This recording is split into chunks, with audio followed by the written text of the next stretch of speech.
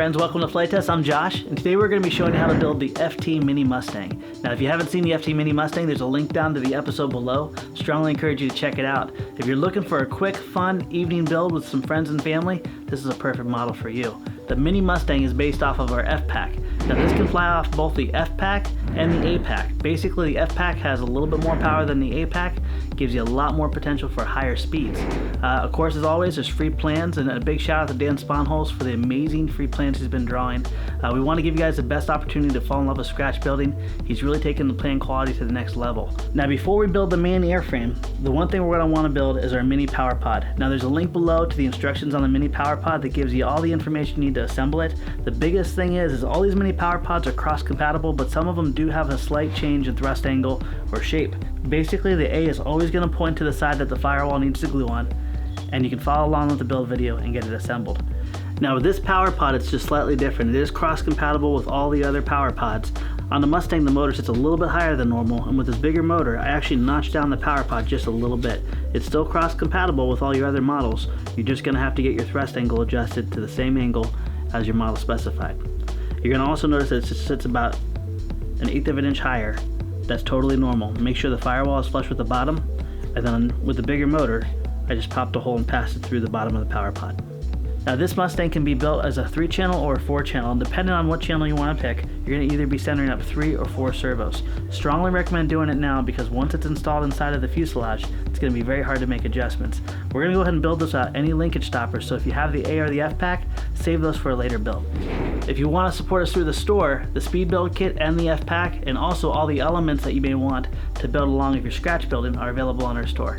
Let's go ahead and get our materials in order, and we'll get started.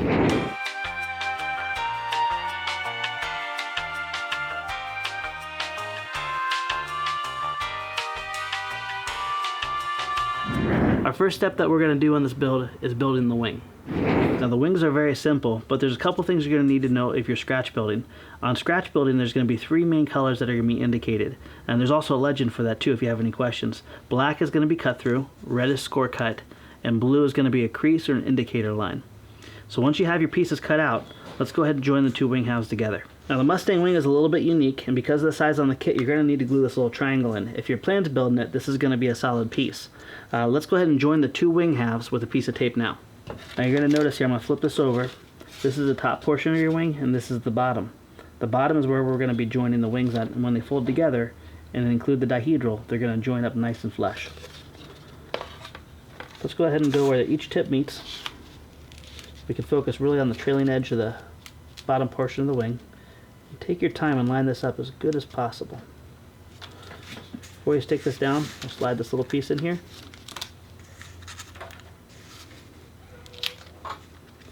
Press it in, press it all down. The little bottom fillet piece is really not necessary for anything. It just drives me nuts the way it looks. So we put it in there, that way if someone looks at the bottom of your wing, it's present. Alright. Crack this open. And now we're going to go ahead and smear some glue down here, and then we're also going to press our nozzle in and glue these 2 back pieces in.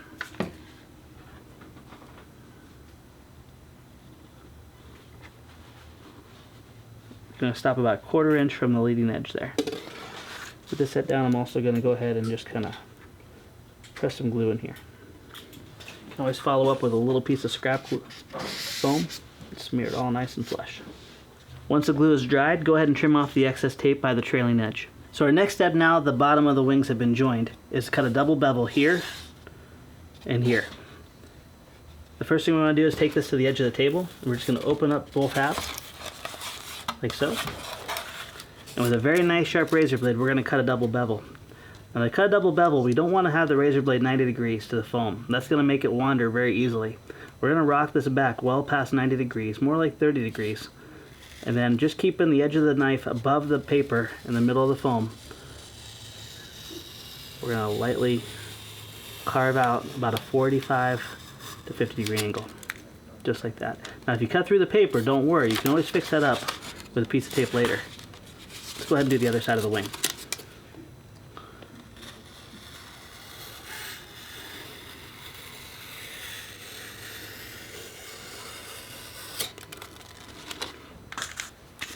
And we're going to flip this over 180 degrees, and we're going to repeat the same process. We only need to start where the foam is folded over though.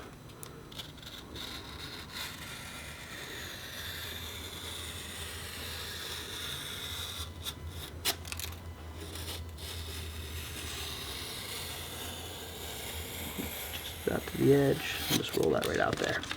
Now that we have the double bevel cut, we're going to go ahead and carefully fold each wing half over, and we're going to take our time. And you notice I'm not trying to establish the airfoil. What I'm really focusing on right now is just getting this to bend 180 degrees and allow the center portion here to fold completely over and stretch a little bit. This is going to give us a nice smooth leading edge. Alright, that looks good. Do the same process on the other side. Now that we have that folded over, let's go ahead and glue in our spars. Now you're going to see the two spar pieces that we have here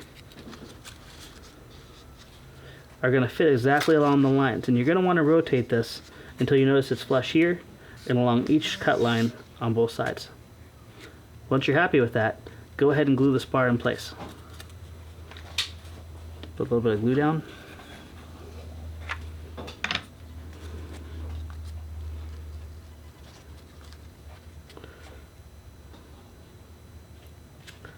There we are. Just press that down and hold it. Once again, we're making sure that the edge of the spar is flush with the top surface of the wing, and then it perfectly follows along with both score cuts. Repeat the exact same process on the other side.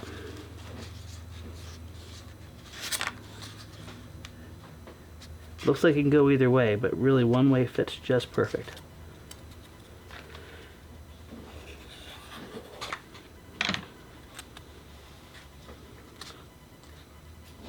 Now the spars are glued down, we're going to go ahead and we're going to take the tip of one of our barbecue skewers in the kit, and we're not going to push all the way to the paper, but we're just going to establish a little bit of a crease.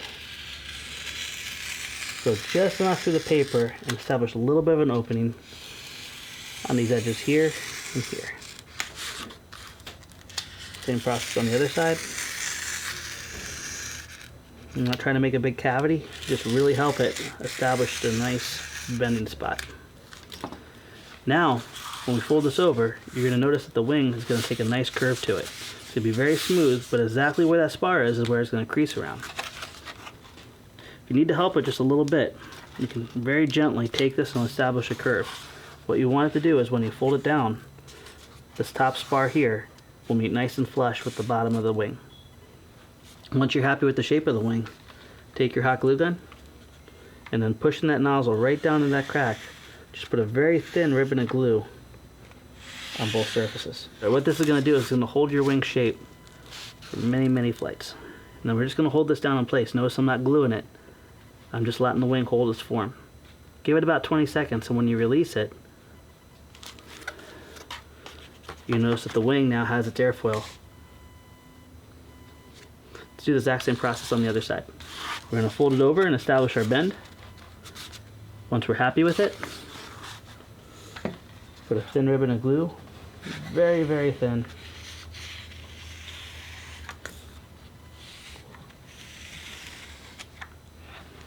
Then we're going to fold the wing over and hold it for about 20 seconds. Notice I'm putting a lot of attention to make sure that spar is nice and flush against the bottom and that the trailing edge is completely down. So now both wing halves hold their shape very nicely, but before we glue the wing halves down, we're going to actually go ahead and glue in our servos. Now for our servos, we're going to go ahead and gluing them right at the far edge of each spar, like so. But before we do, we need to remove the stickers. You don't ever want to glue your servos in with the stickers on, or else you're just gluing the sticker to the wing surface.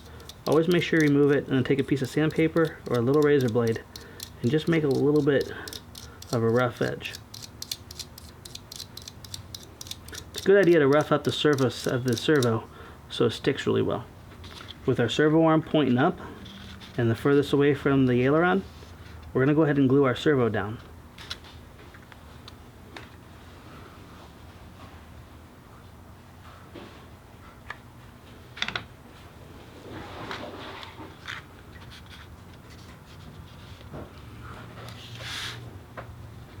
Now you could remove the little wings on your servo, but the problem is someday you go ahead and recycle those servos, you may need that. So I prefer to leave them on, but since every servo is different, I'm just going to go ahead and lightly fold this over and let it press into the foam. That's going to give me an indication mark of where these arms are going to lay. Then I'm just going to go back with my little knife, I cut 2 little slots. We're using basically 5-gram servos for this process. You could go up to 9 gram, but it's going to be very heavy, and none of this is going to fit nice and flush. Let's go ahead and repeat the exact same process on the other side of the wing.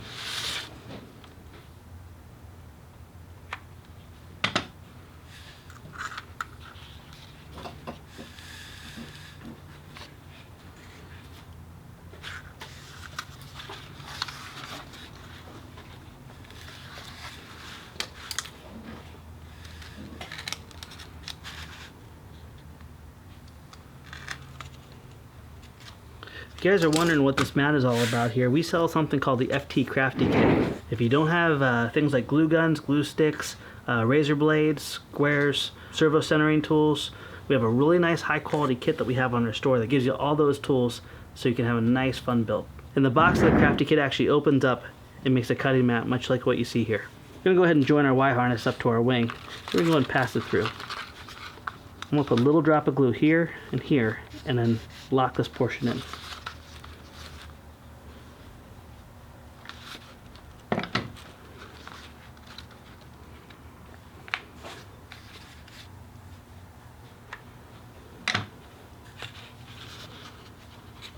If you have any doubts about your connections, make sure you always cycle your servos before you glue this down, because once it's sealed, you're going to have to cut it open to fix it. So make sure that your colors are matching, where your grounds are to grounds, your hots are to hots, and your signal is to signal.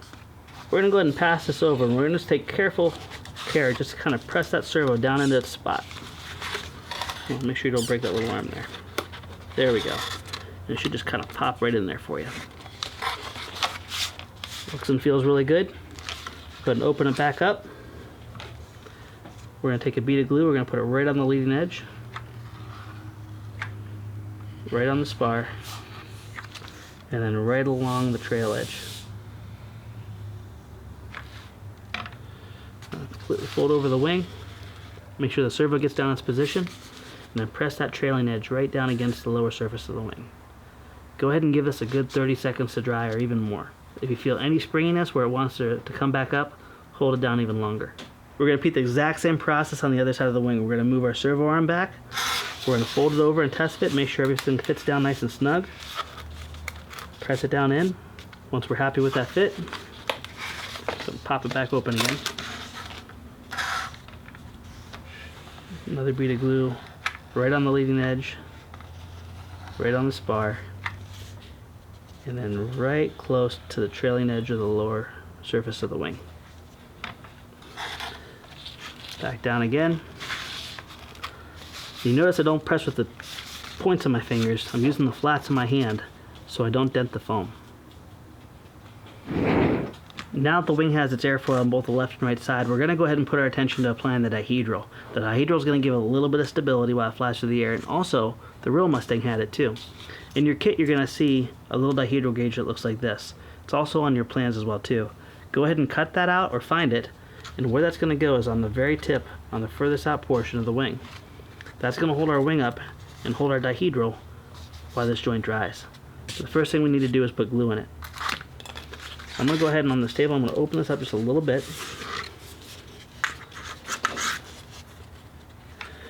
And I'm going to take the tip of my hot glue gun and I'm going to squeeze some glue right down in that joint. All the way back. Go ahead and lay that flat. The dihedral gauge goes in. We'll take a little scrap piece of foam, smooth out the joint. Now the important thing now is not to move this and to let it dry thoroughly. Give it a good few minutes. So I'm going to either take something like a Mountain Dew bottle and hold that down. Now, a good way to tell if you've given yourself enough time is when you pull this out, you shouldn't see the wing fall down at all. Once your glue is thoroughly dry, we can go back and reinforce this area with a little piece of tape. There we are.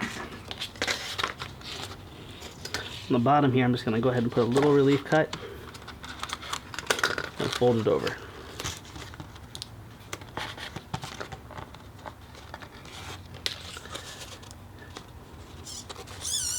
Now we're going to hold off on putting the push rods and cutting the ailerons out until this wing slides into the fuselage. So at this point, we can put our wing aside and move on. Now that the wing is done, we're going to put our attention to building the fuselage. Now before we start on the fuselage, we do need to remove some foam in some areas. On the bottom of the fuselage, we're going to need to remove foam here and here. And for the front bottom plates, here and here. On the main portion of the fuselage, we're going to remove the foam in this area here and here. To do this, I strongly recommend taking a razor blade and tracing over your score cuts to get at least 2/3 way through the foam. If you have a laser cut kit, this is a good way to get a nice clean edge. Now if you're scratch building it, you're going to be score cutting this anyway. Just make sure you go at least 2/3 of the way through the foam so it releases in one piece. Now an easy way to remove the foam, especially on pieces that we're just using the bottom paper as a cover, simply hold the piece down with one hand and then rock it out with the other, just like you see. If you cut deep enough and your score cuts are nice and clean, you're going to get everything in one solid piece. Start with the thickest area and then move towards the thin.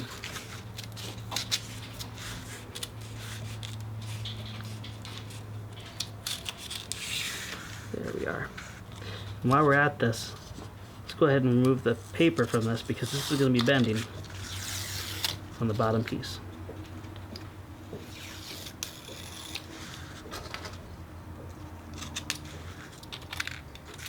Same process with this one. Let's go ahead and pull off of our foam.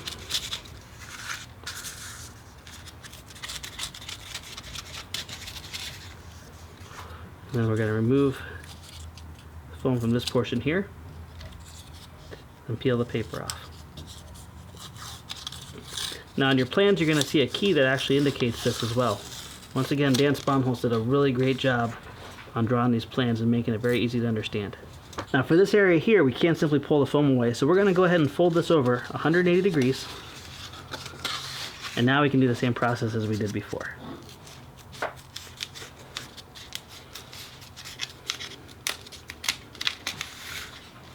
Notice I'm not trying to damage the paper, I'm taking my time. The nicer and cleaner you do this, the better it's going to look. Let's go ahead and remove the foam here.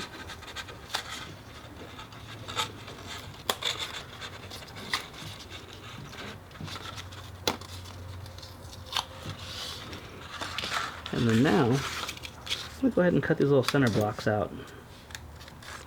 The reason I left it in until now is I really wanted to keep this piece as strong as possible while I was removing the foam. With a lot of our future designs, we're really putting a lot of energy into trying to make it feel and last just like something that you'd buy from a hobby store for a lot more money. And because of that, we have a little bit more steps on these more advanced builds. We're going to go ahead and roll with our hands, and we're going to go ahead and remove the foam from these portions here as well too. You'll see why all this extra work was done on this kit and the nice finish it gives later. So just for a recap, we went ahead and removed the foam and peeled the paper from both bottom pieces. I removed the foam from these areas up in the front of the fuselage and also the areas where it's going to fold. At this point, I'm just going to take a scrap piece of foam board, or you can take a ruler. I'm going to put it right down on this etch line here, and I'm going to carefully lift up, establishing a nice crease right where that etch line was. And do that on both sides. There we are.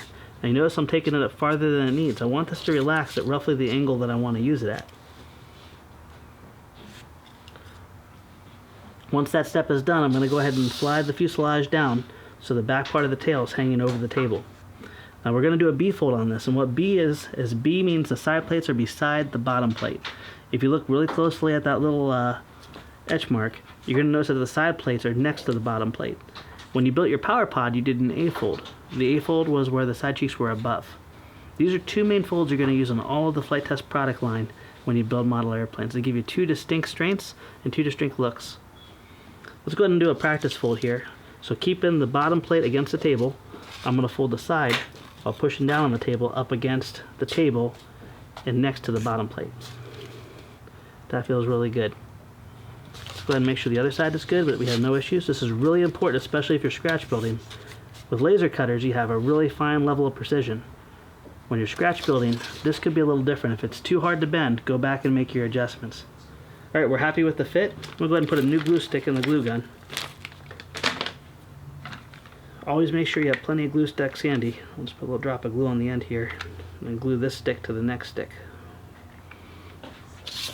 Now we don't have a lot of real estate to put our glue down, but we're going to really focus hard on the side of the bottom plate here, here, and here.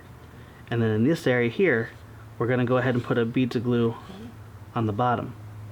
So let's go ahead and do that now. So applying a little drop of glue here. Notice I'm focusing mostly on the side of the bottom plate. And now I'm going to go along this area here because I want a nice healthy seam. I want that paper to join down. Alright, let me grab my trusty triangle, keep it handy. We're going to fold this up 90 degrees. And you can see now that that glue is squeezing out right along that paper. That's exactly what we want. I'm going to go ahead and take our triangle. We're going to hold this 90 degrees and we're going to give it plenty of time to dry.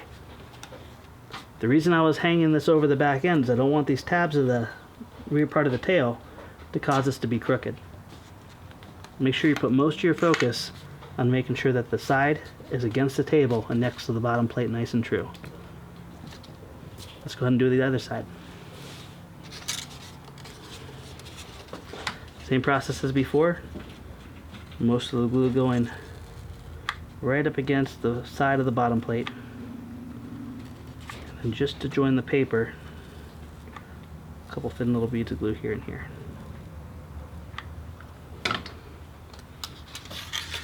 Back on the table, folding the 90, pushing against the table. Once we have our 90, we're going to check it with a triangle, and we're going to hold it there until it dries. Everything along this edge should be nice and flush against your building table. Next step will be, let's go ahead and trim off the excess paper here nice and flush against the fuselage, and then we're also going to apply some glue and fold this around so we have a nice finished edge on the front. This is going to keep it, when you're flying very fast, from delaminating. I'm just going to take my razor blade, and this is purely aesthetic. I left this a little long so you wouldn't accidentally glue this to the building table. Did that enough times to drive me nuts. So just go ahead and let your razor blade right along the edge. You can even put a little bit more glue and fold it over if you want. It's totally up to you. This hatch area is going to be used quite a bit. There's going to be batteries passing in and out of there. There's going to be your hands. So this is a good way to keep everything nice and solid and tight. So I'm folding open this paper here on all four sides. We're going to do this one at a time. But what we'd like to do is we're going to put a little bead of glue down and we're going to squeeze this over and push it down in and let that glue work down along the paper so we have a nice finished edge. So I'm going to actually put a little bit more glue than needed.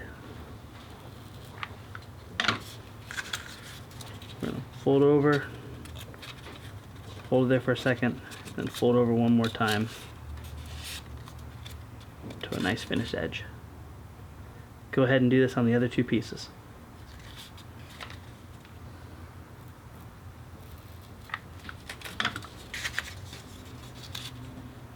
Fold over, count to about 10, fold over one more time, and just smearing off that excess.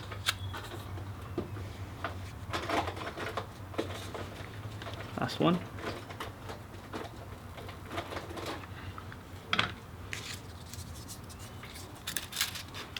Fold over, work that down a little bit, fold over again, nice finish edge. The next step on the fuselage is going to be to go ahead and put the bottom plates in. Now you're going to notice a score cut in this area here. Go ahead and crack that open, and then also right here. This area here is going to need to bend over 90 degrees, so what we need to do is we need to bevel this out.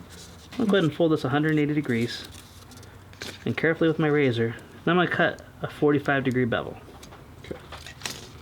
This is going to give us the ability to allow the front scoop area of the Mustang to sit in its place.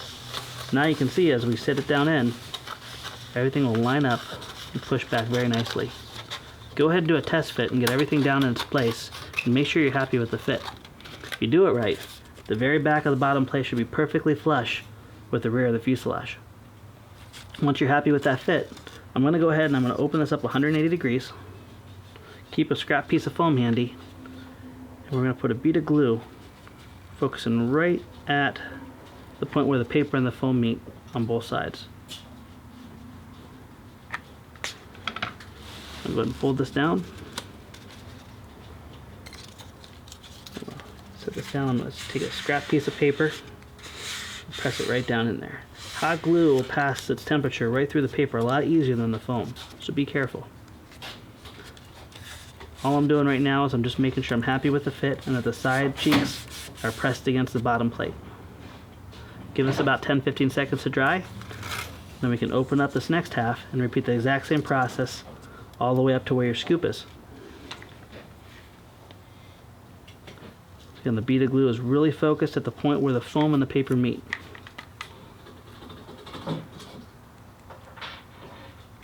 There we are. Hold that in, get it started. Use our scrap piece of foam to kind of press it down into place. Then we'll go back and make sure we're happy with the fit all along.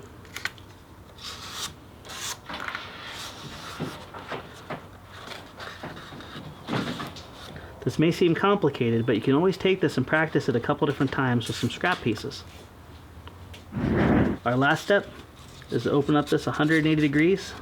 Same process as before, except this time I'm going to put a little bit of glue right in this area right here. Just give it a little bit more strength, since this is the area that's most likely, if you're not putting landing gear on, going to come in contact with the ground. You can also go back in this area and reinforce it with some tape too. Just keep in mind, anything after the CG is going to only contribute to tail weight. And it's a lot harder to get rid of a tail heavy airplane. It's a lot harder to correct tail weight issues than nose weight issues.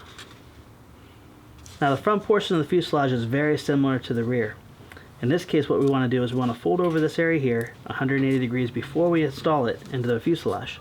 Same process as before. A little bit of glue down. Let's take a scrap piece of foam so we don't burn our hands. 1, 2, 3, 4, 5, 6, 7, 8, 9, 10. 1, 2, 3, 4, 5, and just smear the rest away. You have to go back and hold it. Go ahead and do that.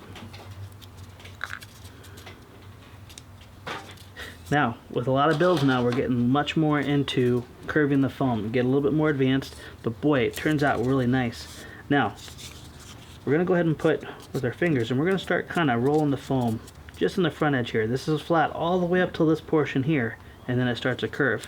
But the area it curves the most is right at the front here. So that's where we're going to really work up and try to establish that. And as I bend it more and more, I'm going to get a little bit more and more deliberate with it, until finally what I'm doing is I'm kind of just rolling this area here. The more you can make the foam take shape before you glue it, the less you're going to have to work to make it hold into its joint, and the stronger glue joint you're going to get. A lot of these same principles apply to balsa wood and forming other materials too. Let's go ahead and do a test fit.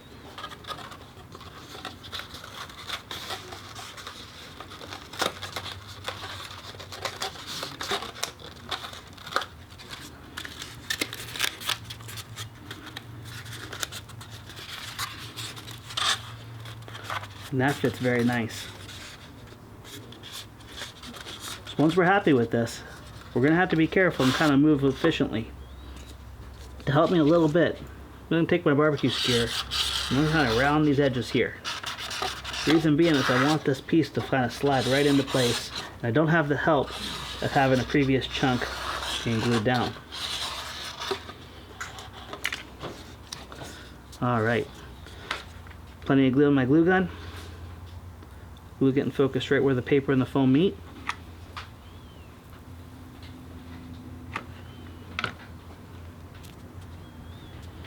Go ahead and slide that in.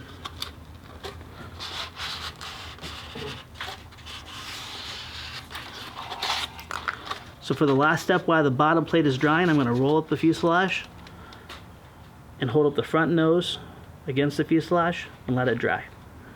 Our last step on the fuselage before we move on is to carefully pop out the wing holes.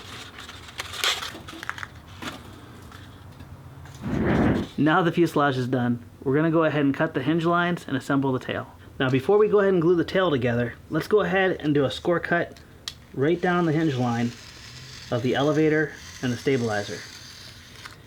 And like I said before, this plane can also be built with a usable rudder. As the kit comes right now, you're just going to see two little indent marks on the side that you need to cut. If you want to make a rudder, in this case we're going to show you how to do it, go ahead and take a steel straight edge and cut that score line now. Once we have our score cuts done, we're going to go ahead and fold 180 degrees. And in this case, with the fin and the rudder, we're going to cut the bevel on the rudder side. I'm going to show you guys a safe way to do this here. I'm going to cross over. push this against the table, and I'm always going to keep in mind where my hands are. Now with the elevator, I'm going to go ahead and use the table. I'm going to fold this 180 degrees, but you're going to notice that the elevator is very thin in this area. I'm going to go ahead and cut the bevel on the stabilizer side. You can also use a sanding block if you don't want to use a razor blade. That works just fine. Don't worry about getting it all at once. If you have an area that you're not happy with, like this area here, just go back and do it again. The important thing is when you flex this, that it doesn't bind at all. If you feel it binding, you probably have some foam in this area right here. Now next step, because we want this model to last a long time, I'm going to go ahead and put a little bead of hot glue right down in that hinge line and then scrape most of it off. This is going to give us a nice strong hinge that won't delaminate in a crash. I'm going to make sure I have a little piece of scrap foam. Here's our dihedral gauge that we're not using. I'm going to take the tip of my hot glue gun, I'm going to put it right down where that paper is, put a very, very thin ribbon of glue down on the seam. Then I'm just going to go ahead and scrape that off.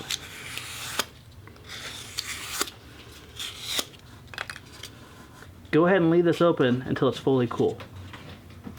Same process on the rudder. Nozzle right down on the center line. A little bit of glue. Scrap piece of foam. Scrape off all the excess. What this is going to do is it's going to actually make a nice film of hot glue that goes around all the foam and the paper. This will keep in a crash or even over wear and tear of constant movement the paper from delaminating from the foam. We're going to put our attention back on the stabilizer now that our hinge lines are cut. We're going to pop these guys out real quick.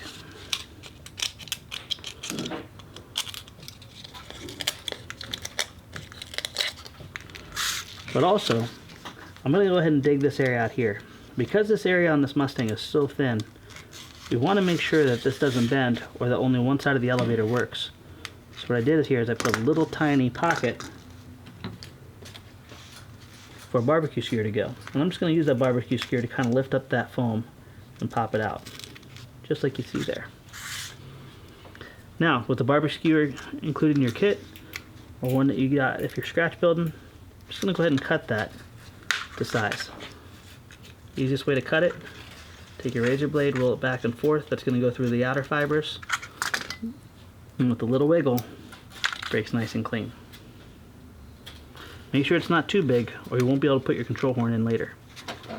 That looks really nice.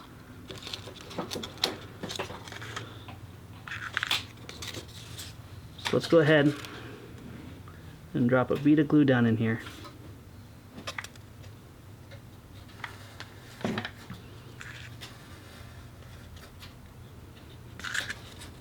just going to use this right here and I'm going to pop it down in here so I don't burn my fingers.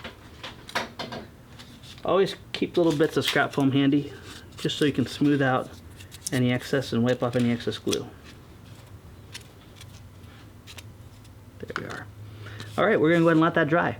Our next step is to join the rudder and the stabilizer together. To do this, all we need to do is put a little bead of glue just in front here.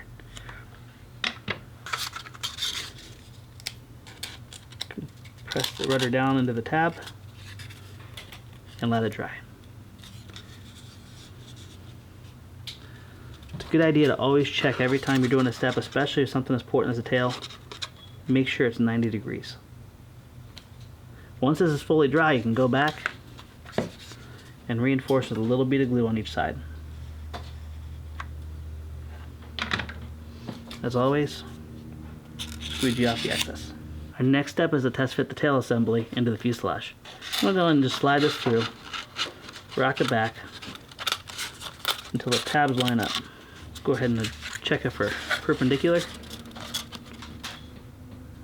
Now I'm going to very carefully just rock this up just a little bit on both sides. Now I can go ahead and squeeze some glue down in those cracks and then press it down and wipe off the excess. And just as before, we're going to go back, check to make sure it's perpendicular. Now if you really want to make sure everything is nice and solid, you can go ahead and just put a little bit of glue right down here, just kind of with the same technique that you did with the hinge line, and then scrape off the excess.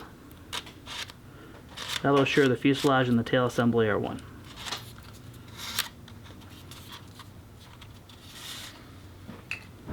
Our next step is to join the fuselage and the wing together. First thing we want to do is make sure that our servos are pushed down, and I'm going to kind of roll in this one edge right here. Reason being is as this passes through, I don't want this to get snagged and damage the wing. With a rocking motion, I'm going to allow the workbench support the weight of the fuselage so I don't put any wrinkles in it. And I'm going to hold the angle of the wing just kind of at a point so it passes through. Now that it's passed through, I'm going to slide the wing down until this is about 1/4 of an inch from closing off. Now I can pass my servo through and pull it. Now with a rocking motion and giving pressure on the servo lead,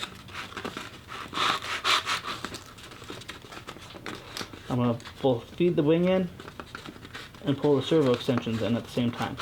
Once the wing is passed all the way through, I'm going to put my energy in making sure everything is sighted up and even. We want the center line of the wing to be right down the center of the fuselage. Now before I glue the wing in, I'm going to sight down the nose. So I'm going to make sure that the wing and the tail look even on both sides. We're now going to put our attention to installing the elevator and the rudder servos and control horns and push rods.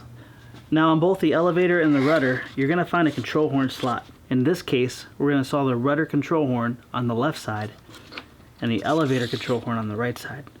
But before we do so, we need to pass our push rods through.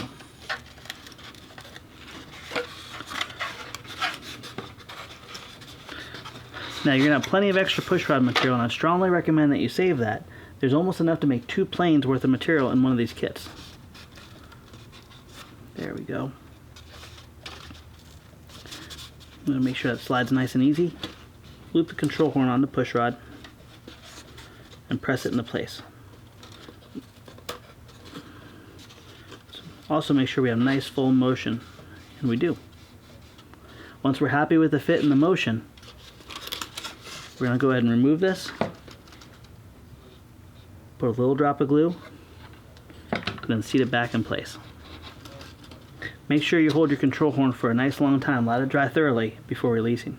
Give it a good 25 seconds.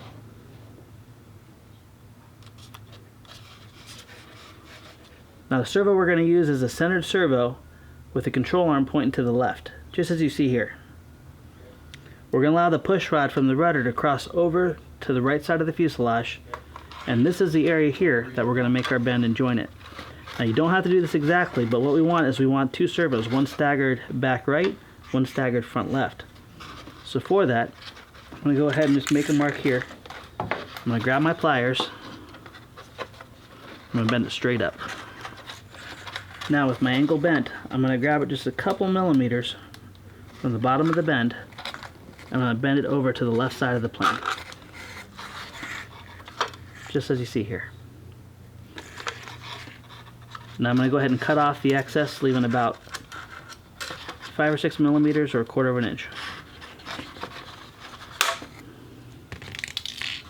Now before gluing the servo into place, I'm going to go ahead and once again remove the sticker and rough up the side.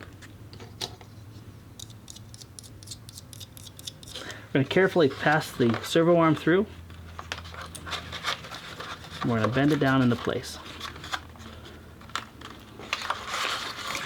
Now at this point, you can see wherever we move that servo is where it's going to be centered. Now if you're worried that you may have bumped your servo and it's no longer centered now, one thing I strongly recommend having on your workbench is a servo tester / center device.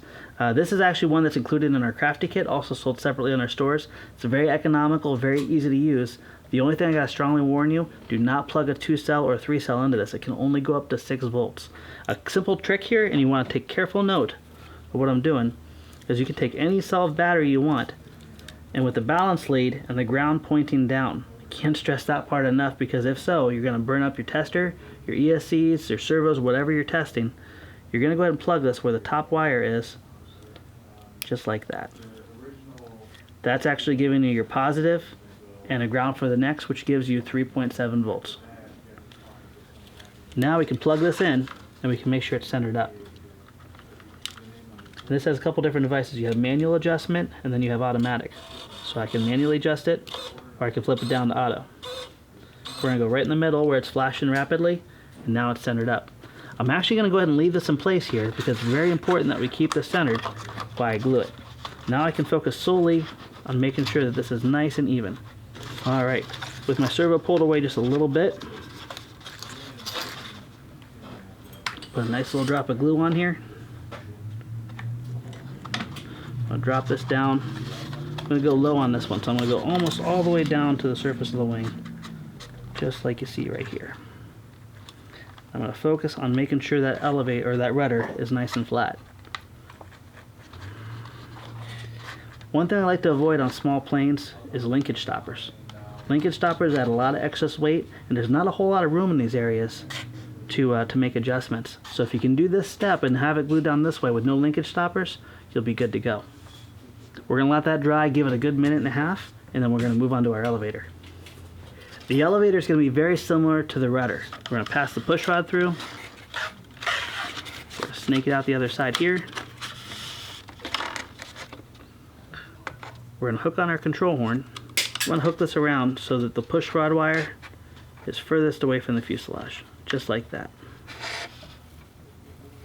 So my next step is to test fit the control horn into the elevator. Now if a little bit of hot glue squeezes over there, you're going to have to cut that out before this will fit nice and flush. Once you're happy with that fit, a little drop of glue and hold it in place.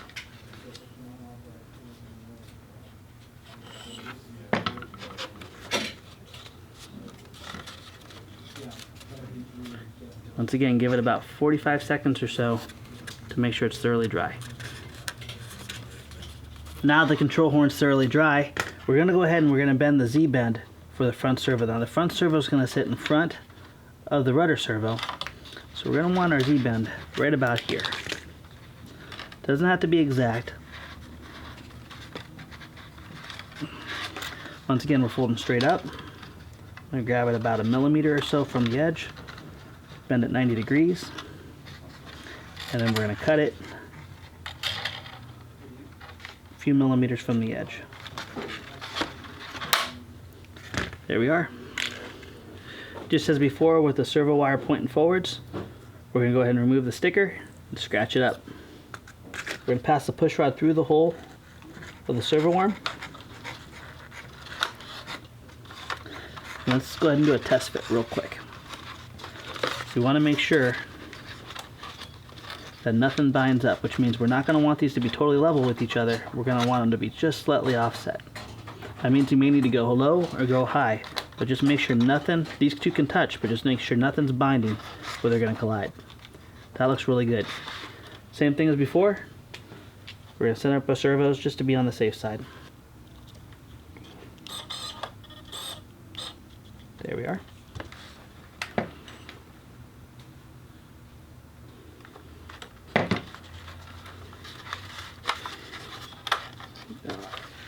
And now we're going to put all of our attention making sure this is nice and level. There we are. We're going to press that down and we're going to hold it. Give this more time again than what you think it needs, just so it's thoroughly dried. If this releases, you're going to lose all your control. Now that the elevator and the rudder are done, we're going to put our attention towards the aileron servos. The first thing we're going to want to do is we're going to want to center these back up again. So go ahead and do that now. For this one, since it's wide together, we only have one lead that we have to worry about to center up both of the servo leads. Once again, the ground's all the way at the very bottom. We're only plugging the bottom two pins. Make sure everything functions. There we go. Perfect.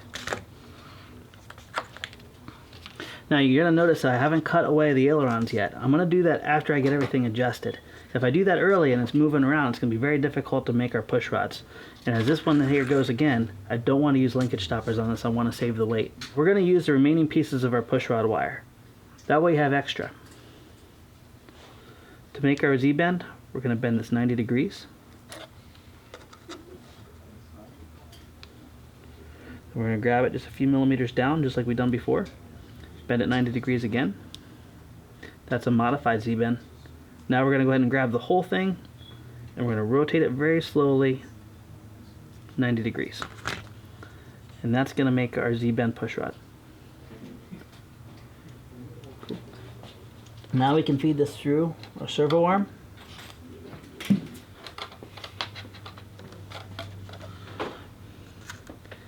And we're going to go ahead and just gently place this inside here. You're going to see it's somewhat adjustable, so we have plenty of room to be able to make it work. But where we want this is right over the hinge line. So we want the whole of the control horn directly over our hinge line.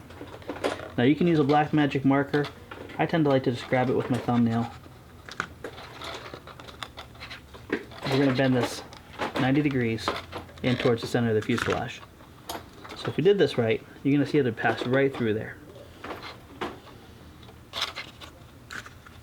Now you want to be careful not to damage your servo while you're bending this. If you're worried, you can remove it at this point and finish your bend. In this case, I'm just going to be very careful. I'm going to grab it a couple millimeters.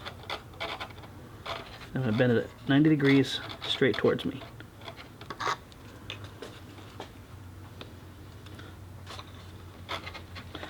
Now I'm going to go ahead and cut off the excess. You should have plenty of extra wire, so if you're not happy with the fit, make sure you go ahead and do it again. It's only going to make you better at doing this. Let's go ahead and slide this through. A little rotation. Drop it down in. And that looks really nice.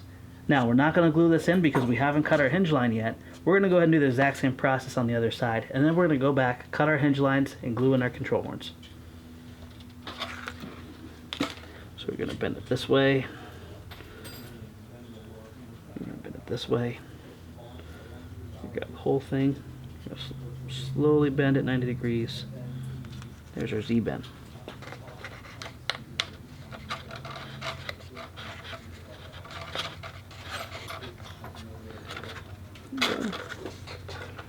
Drop this in.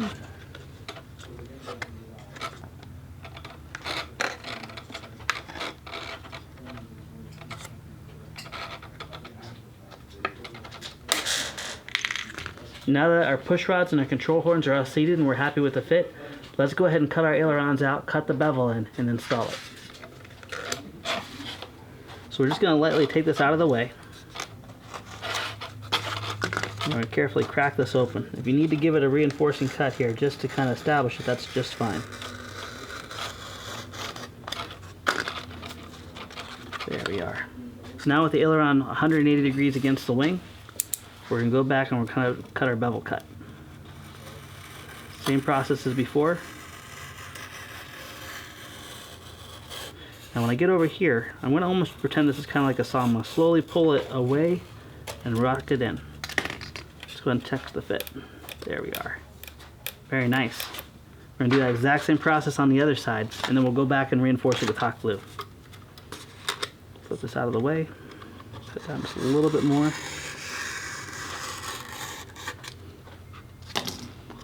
Open it up.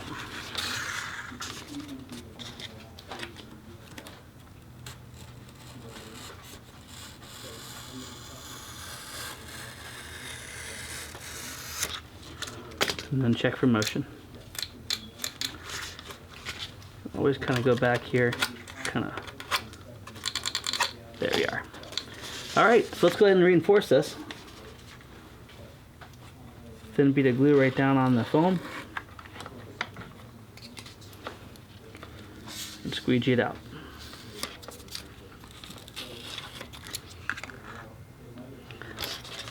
Next side.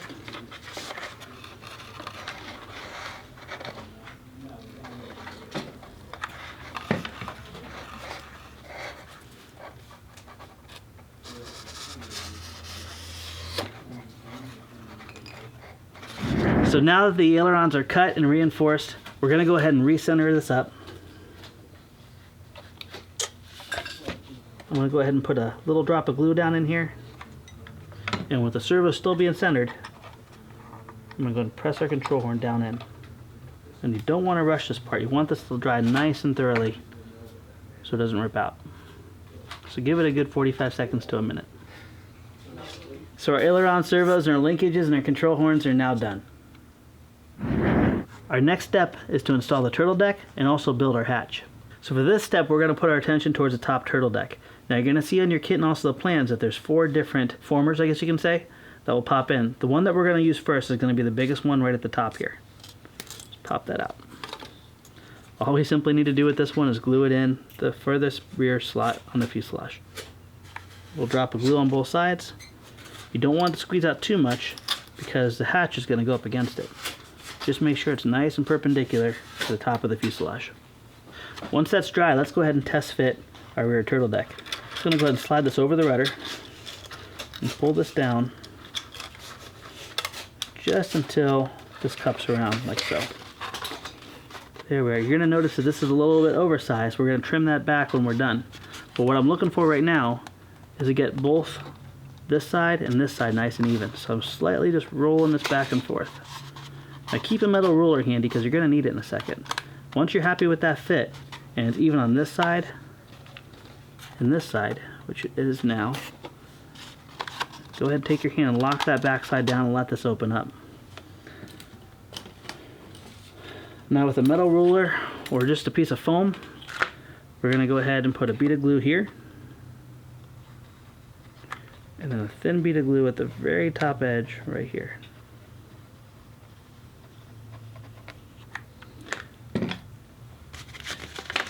Take this ruler, I can press this down and get a nice solid glue joint. Give this about 25-30 seconds to dry. For the next side, we're going to see the exact same process. Thin bead of glue on this very lower lip. We'll let that wander through there. Fold it down, fold it over. In this case, you really want to make sure it's up against this former nice and hard. There we go. The ruler does a really good job of pressing that paper down against the seam. Let that thoroughly dry, and then we'll go back and we'll trim this excess nice and flush. I just kind of use this knife as a saw, kind of pop it through, and with a little bit of a rocking motion.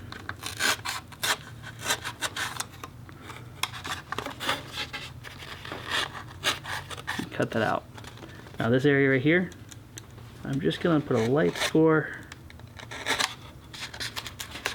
let that release. Same on the other side.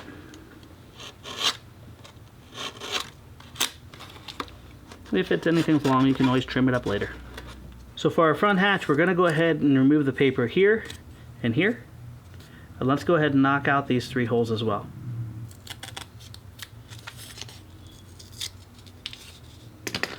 Alright, so the first thing we're going to do is put our attention towards the A fold. You can see in the diagram I only put 1/2 of the A. Once again, A is where the side plate goes above the bottom plate like this. So let's go ahead and focus most of our glue on the side plate, and then we'll go back to the table as our friend, but this time the side plate's on the ground and the bottom plate gets folded up against it while pushing against the table. Count to 30 and you're done. This is going to be the front edge of the fuselage, so we're going to do that classic fold over we've been working on. Nice bead of glue, scrap piece of foam, count to 10 or 15, get it nice and square, and smear the rest back. Now we can take our other 2 formers and we can put them in place. You're going to see these 2 formers are way longer than they need to be. That's because I want a lot of alignment for this top hatch, so I have 3 levels that are pushing through at once. Because of that, we're going to want to go ahead and kind of make a point out of these. We'll go ahead and start with these ones first. I'm going to go ahead and kind of make a little point.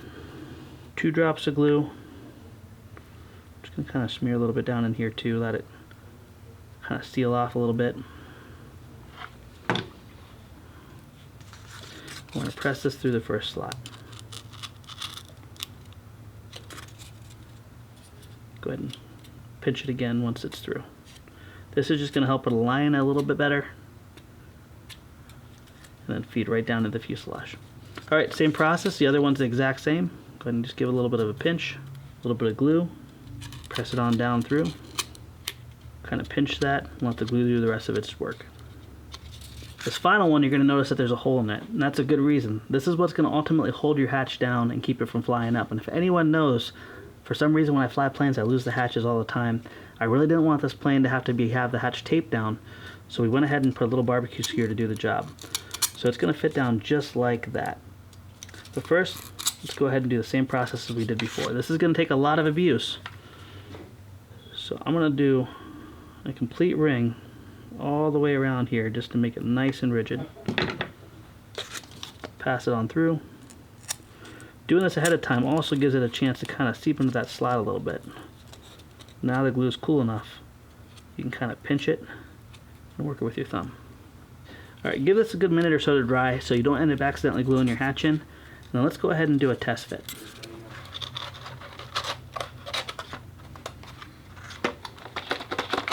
Feels really good. Now this hatch has been built, we're going to go ahead and put our attention towards skinning it. And to do that, we're going to go ahead and line up this hatch right in the center and make sure this former splits the difference right here in the middle. So I'm going to go ahead and put a little drop of glue here, here, and here, just on the flat portion. And I got a little time to work with this. So I'll take my time, make sure the former is exactly where I want it. That's all nice and centered up. Just going to go ahead and hold this down, give it a good minute or so to dry. So you can see now that all three of these pieces are nice and dry and holding on very well. This here we don't have to worry about right now. What we want to do now is we're going to focus, and I'm just going to do this once before I put the glue on getting this area here to be glued. This isn't something that we want to have done and then not wait for it to fully dry. So we're going to have to hold this until it's fully dry, at least a minute, minute and a half. And we're actually going to fold this over and then hold it in this position. So let's go ahead and put our glue on this rear former here, the very far back one, and then a healthy amount right there. Now you're going to notice I always talk about perpendicular, you know, 90 degrees. In this case, we're going to go just slightly past perpendicular. Reason being is I want this to cup tight up against the fuselage, and I want it to actually grip it a little bit. If you did everything right, you're going to notice that your former looks real nice and the paper is just slightly cupped in. Let's go ahead and repeat the exact same process on the other side. We'll glue on the formers. Nice healthy bead right down the edge here. A little drop here. You notice I'm not putting any on the center former because I don't want to mess up the angle on this one. Alright. And we're rolling up against the former here. Let it squeeze out. Let's take an extra little piece of one board and just squeeze that off there. Now we're going to repeat the exact same process on both these halves on the front. There's no former in the front. It just kind of loops up because if you want to put a nice big spinner, this is the body line that we need to have everything look really nice. So let's go ahead and this time put a nice healthy bead right here on this and fold it over. All I'm looking at this now is just keeping this portion here, so I'm kind of pulling that out just a little bit, straight and level with the rear piece. So if I line this up on the red lines, you can see it's nice and straight. And don't forget to go just a touch past 90 degrees. Last half. Yeah, I really feel that both this and the Corsair are really great weekend projects with groups of friends. I could definitely see 10 or 15 of these flying around together. Now that the hatch is done, we're going to go ahead and test fit it. You may need to trim a little bit of this back turtle deck, but we're going to line up these pins and set it down in place. Nice and firm. And you can see with us bending just a little bit past, this actually grips on its own. But two things we're going to do. We're going to go ahead and take our barbecue skewers. If you look here, you can see a little tiny hole right there. We're going to go ahead and press this down. And you can almost see it through the paper. I see it right there. There we go. We'll do the same on the other side, and then we're going to pass that through. We're going to be able to engage the little tang in the middle, or pop out the other end. I only need to leave just a couple millimeters to pull it out. That's going to hold your hatch on for you. It's going to be very low visibility, and you'll never have to worry about it falling off.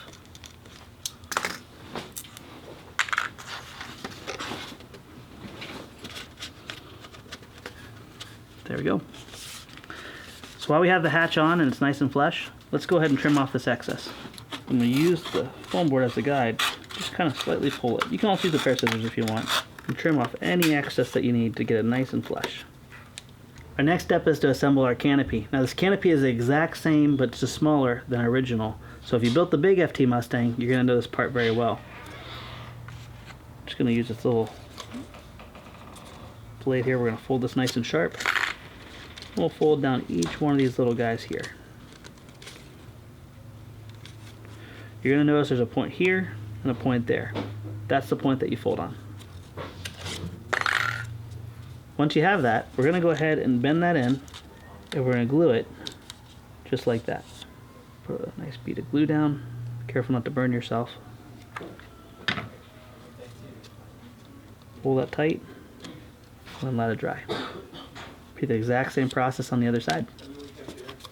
You can see I'm just lining up this edge so everything is nice and tight. Even though this spot here has no reinforcement, it's still nice and tight. Once this is thoroughly dried, I'm going to flip this up and I'm actually going to lay a bead of glue here and here. Then we can just smooth it on the top. So now that the canopy is fully dry, I'd strongly recommend if you're going to paint it, go ahead and paint it now. You can even take a Sharpie marker like Peter oftentimes does, draw on your little cabane struts to make your decorations, paint it silver, any color you want. But where I'm going to go ahead and tack this down is I'm not going to glue it on the whole entire fuselage. I'm only going to glue it on the removable hatch part. So that means it's going to get glue from this point forward, but not behind it. So we want to establish a bend that makes it push up against the fuselage on its own. And for that reason, I'm just going to roll this over, just kind of like what we did with the hatch, and just make it want to hold a nice shape. Now if you immediately go and just try to cup it in, you're going to crease the paper, and you don't want that. You want to make it, when you hold this in, just nice and tight. Now a lot of people ask, where in the world do I put this? I oftentimes like to take the back crease of the wing and line it up there. You can look on the scale Mustang fuselage. Some people do racers and they put them all the way back here off of it. In this case, I'm just going to put it right here. I want to paint this later, so I'm just going to go ahead and put 2 drops of glue and tack it in place. That way later when this build is done, I can go back and paint this up and actually use it in a future episode. So now we're going to hook up the receiver, tidy up the wires, dress everything, and get our CG established. Our next step is to install the power pod and make our connections on our receiver. Let's go ahead and pass the battery lead and the ESC lead through and pull it out the back. I'm going to fold the ESC up a little bit later and give it some room. Now the power pod is going to have a nice friction fit, and we're going to rock this back until the firewall comes in contact with the back of the fuselage. I'm then going to pull this all the way up and make sure that the top of the power pod is resting against the bottom of the top of the fuselage. We're also going to give it a little twist, make sure everything spins nice, and that looks really good. So just to be on the safe side, I'm going to hold my finger in here and keep that pressure on it exactly where we need it. And with the pointy end of our barbecue skewer, I don't know if you always notice, but I always cut on the blunt side. I'm going to use it like a drill. I'm going to pop through. And do it on the front here too. And instead of passing all the way through and trying to get the other side, I'm going to flip it over 180 degrees.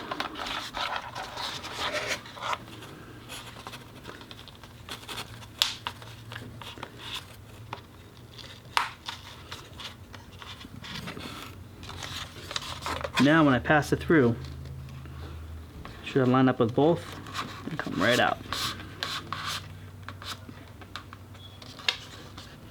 I go ahead and cut these just a little bit longer than I need, and that way I can pop them out. About maybe 2 millimeters or so.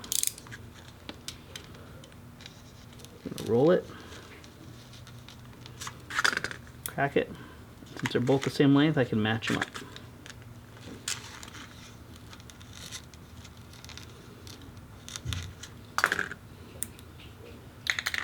Alright, let's go and pass these through. So basically I talked a lot about the F-pack. This will also fly off the A-pack. You just got to make sure that you have a heavy enough battery to balance everything out. If you're going to do an A-pack, you may want to consider moving your servos and everything up closer. Still quite easy to balance, and generally the battery is going to sit right down in there. Speaking of the battery, let's go ahead and dress this area up. I already established that my motor's spinning the right way. I'm going to go ahead and put this back right here. Push down just a little bit and let the skewer lock it in.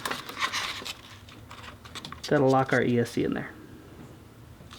Now I want to keep this area as open as possible, so I'm going to go ahead and pass my servo lead to this back area. We'll make our connections and we'll feed this through and clean up our wires and let them bundle right over top of the CG. This is a little bit thicker wire than we actually need, but because people are going to be building different kits, different size motors, we didn't want to include a very thin wire here and have them use that on a bigger application and have a weak link. So that's why we kept all the gauge wires for all of our extensions the same, so you can use them in many future builds to come. If you really want to save a lot of weight, you can always go back and source out and find some really thin wire. This is a lot more durable, and with these designs, the weight's not going to matter as much. So we got our receiver. The receiver is going to be what takes all the input from the transmitter and communicates it. The first thing we're going to do is we're going to connect our aileron. Our aileron on this one is port number 2, and you're going to notice that there's a ground wire, a plus, and a number 2. Number 2 is where the signal is, minus is the ground, so that means it's going to go from here to here. Elevator is going to be number 3. So we're going to find where our elevator is, and that's this one right here. We're going to plug it in, once again keeping ground on the same side. And then we're going to plug in our rudder. Obviously, if you have a 3-channel, you don't need to worry about your rudder. We're going to go ahead and snake this through.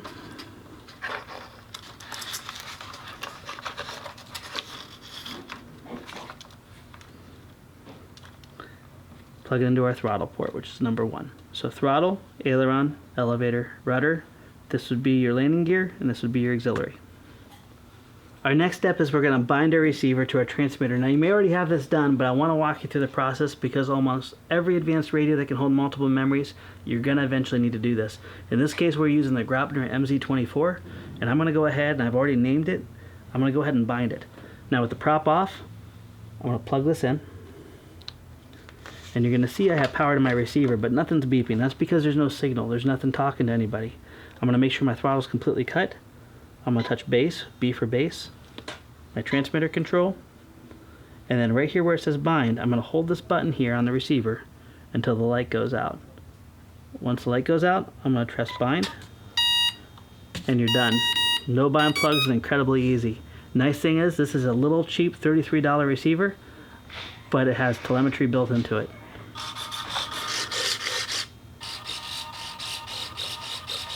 Okay.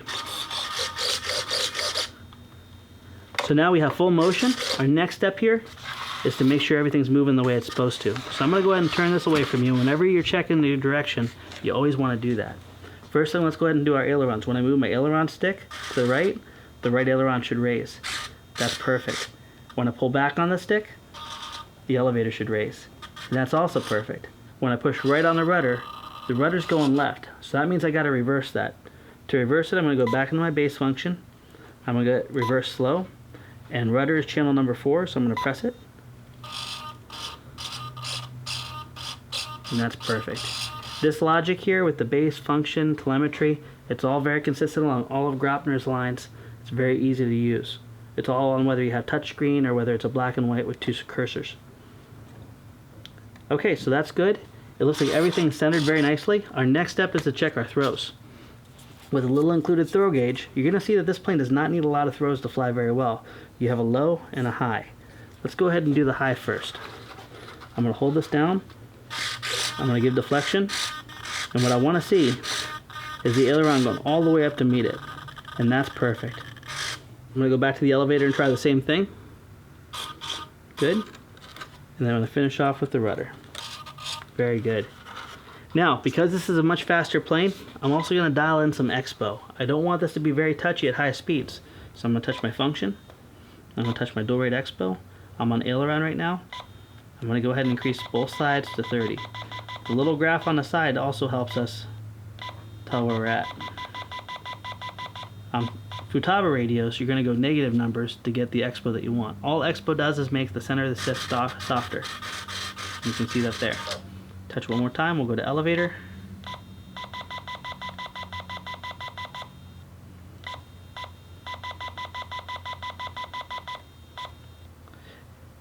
And we'll go to rudder.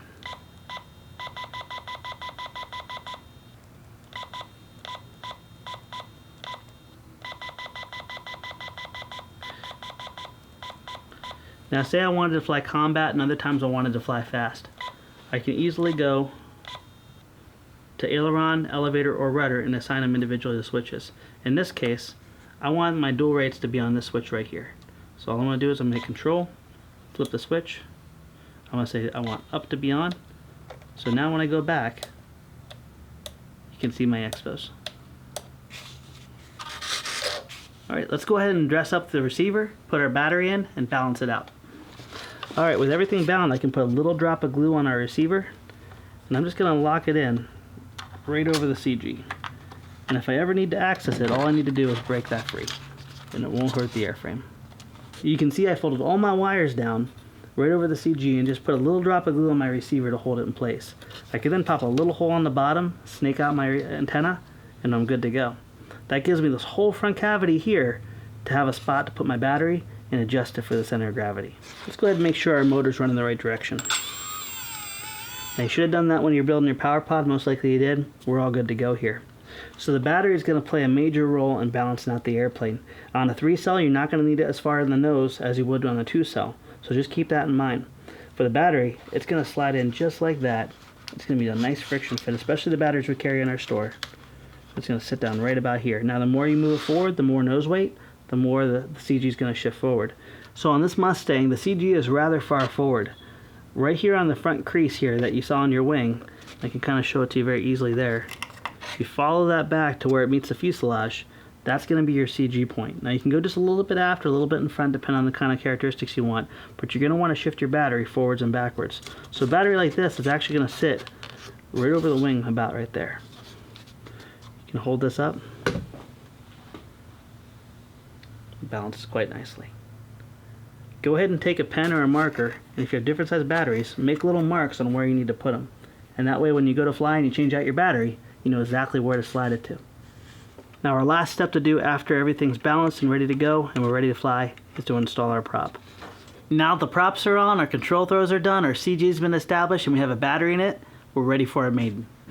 Alright, the Mini Mustang is ready to be maidened, and one thing we like at Flight Test is flying with a buddy. Yep. And Peter, you have your FT Mini Corsair, and if you guys want to see the build video or the review video for that, it's linked down below as well too. These are great for flying together. Yes, they're awesome. Warbirds are just some of the most fun to fly in formation and just go around circles. Great. And there's free plans for that as well too. So as always, launch into the wind. If you guys aren't familiar with Maiden or have never maidened a plane before, no matter what your skills are, check out the video link below. 6 quick tips for a successful first flight. It'll give you the best opportunity to have a great first flight. Ready to put this in the air? Sure, let's do it. All right. You ready, Peter? Yep, let's go. Okay. You first. All right. All right. Well, that's uneventful. Yeah. It's a windy day today. I'm always worried about the turbulence. Yep. The funny thing is, this is actually the best flying one right out of the box that I've ever built. Usually our final versions are the versions we're doing the build video with. You ever notice that? Yeah, definitely. Now these can fly off a 2-cell or 3-cell with a 2204 motor, right? Yeah. Let's get up close together. Yeah, mine's trimmed in, not a click of trim. I haven't really touched my trims at all either. Well, this is the best one so far.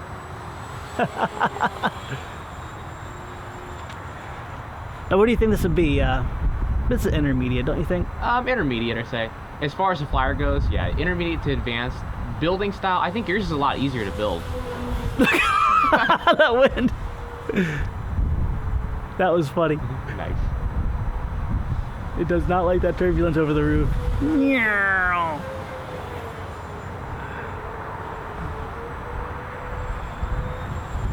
Alright, I'm gonna go for a low. I'm gonna go. Alright. Inverted. Inverted too. The roll rate's ridiculous on this thing. Yep, yeah, they are. And for you guys wanting to build and fly these things, I highly recommend putting some expo in there. I normally don't really do expo for most of my normal airplanes, but this guy's so fast and so small and touchy, it's best to run some and some dual rates. Yeah, especially if you're flying low to the ground. Yeah, if you want speed, it's best to run some expo. That was cool. These are really perfectly matched. Yep. So what do you say we go and just land these things? Deal. Right, I gotta paint this. Yep, I gotta paint mine too. We just did a whole video on painting planes. I'm still flying white planes. There we are. Friends, I want to thank you for watching. If you haven't already, check out the plans below. Of course, there's going to be speedboat kits available as well. And see you next time. Yep.